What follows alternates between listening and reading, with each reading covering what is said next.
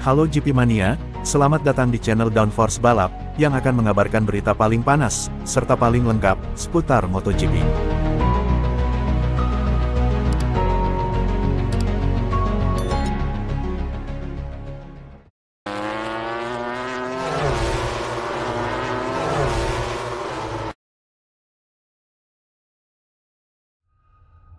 Tardozzi khawatir Acosta bisa menang lagi tahun ini. Pecco Bagnaia mengalami awal musim yang sangat berbeda dibandingkan musim lalu.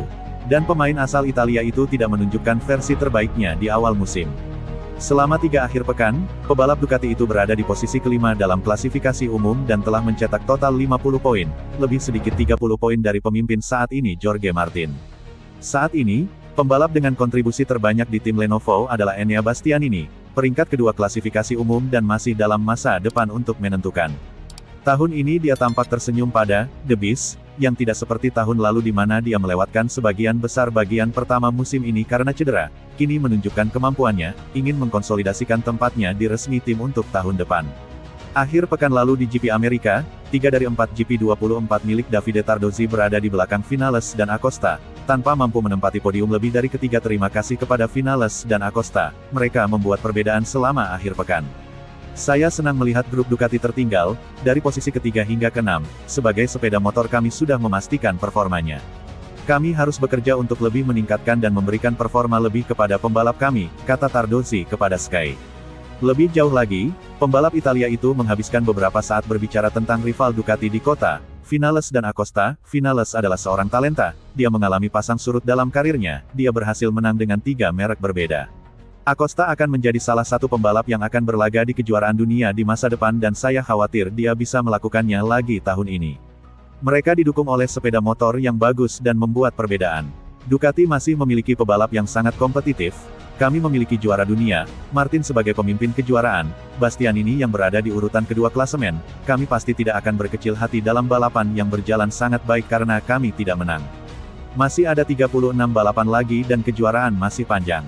Dan inilah yang dikatakan pembalap Italia itu, menegaskan pilihan ban yang tepat untuk para pembalap, pilihan ban untuk Ducati benar-benar tepat, seperti yang ditunjukkan oleh Enea yang mencatat waktu 2:03.2 di lap terakhir.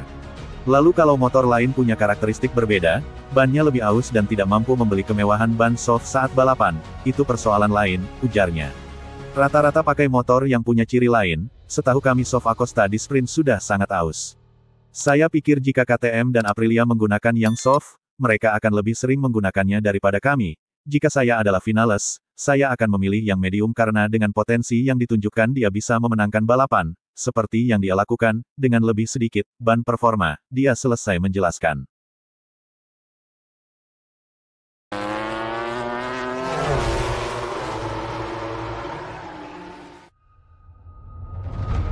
Gresini kagum Marquez bisa pimpin balapan dengan rem bermasalah.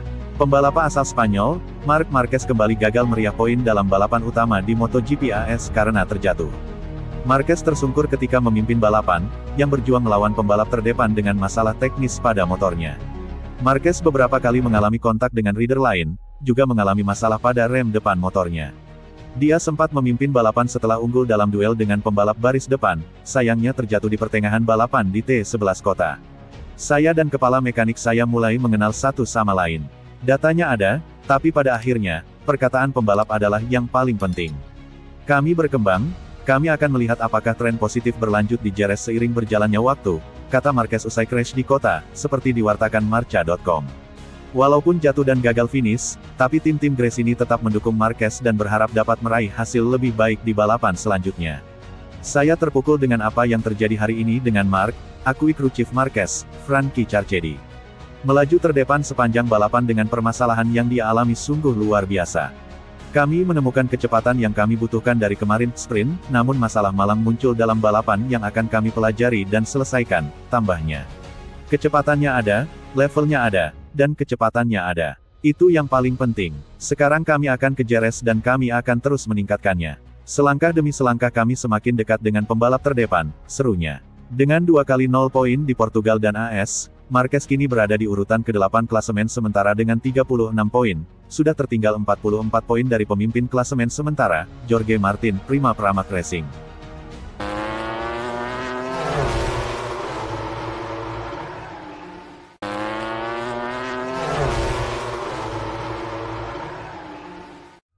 Sang legenda MotoGP, Dani Pedrosa, menganalisis secara detail balapan Maverick Vinales. Pembalap penguji KTM dan komentator DAZN, Dani Pedrosa, mengomentari balapan Maverick Vinales selama siaran Grand Prix Amerika, setelah meraih kemenangan pada hari Minggu di Austin. Itu adalah akhir pekan yang luar biasa bagi pebalap Aprilia yang membuat sejarah dengan meraih kemenangan bersama 3 merek berbeda di MotoGP. Hasil dari ketekunan, usaha, kerja dan pantang menyerah.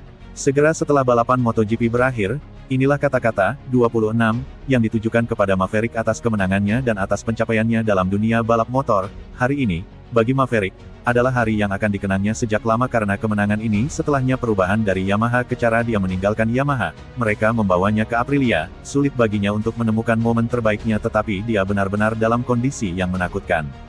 Namun, balapan tidak dimulai dengan baik bagi Vinales. Ia kehilangan posisi di awal, tidak mempertahankan posisi pertama dan harus kembali. Mengenai comeback ini, Pedrosa mengatakan, tikungan pertama, yang sangat halus, berakhir di luar dan pada akhirnya penggemar pembalap, Sandwich, mendorongnya keluar. Beruntung ia bisa terhindar dari terjatuh karena jaraknya yang sangat dekat dengan pebalap di depannya yang dalam hal ini adalah Mark, dan ia mampu mengerem untuk menghindari kontak.